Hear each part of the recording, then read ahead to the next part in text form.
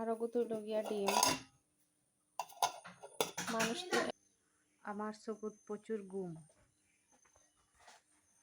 নানারে medical দেখা যেতাম না টিফিন দিয়েছেন মেডিকেল দেখা যেতাম নালাই ভাত লই নরম ভাত ভাত নরম হইলে মজা লাগে।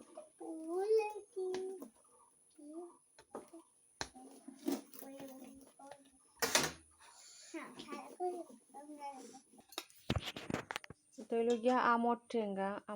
আগুয়াও না এখানে আর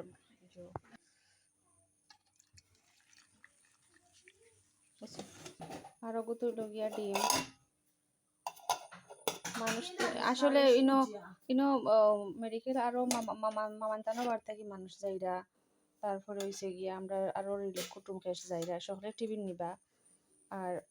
ওই সীতা ওটা লাগাও আমি পারিয়া না খাদি আর আমরা না নিলেও পারলাম না এখন যাইয়া যেহেতু একটু নেওয়াও লাগে টিফিন ওগুলো লাগাও আমি খাদি পারিয়া না।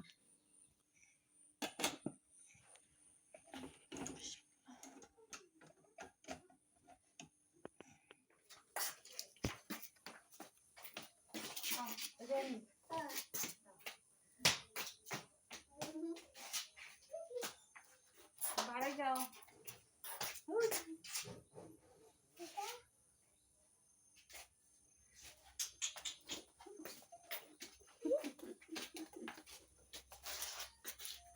আম্মারে দেখাত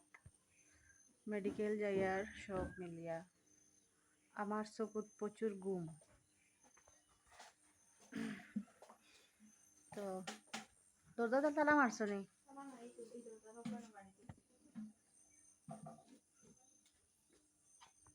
কোনখানো নাবিহা খারে দেখাত যাইরা নানারে দেখাত নি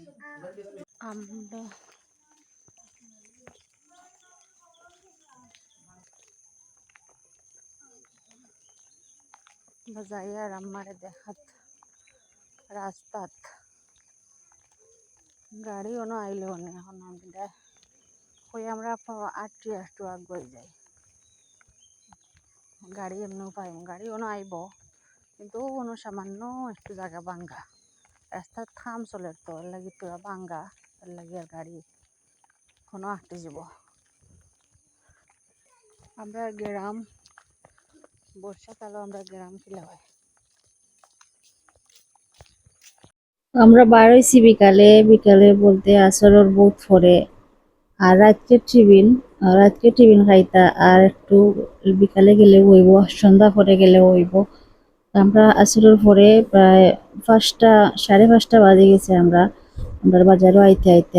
লেট করে বার হইছি যেহেতু রাতকের খাবার অত তাড়াতাড়ি লইয়া যাওয়ার দরকার নাই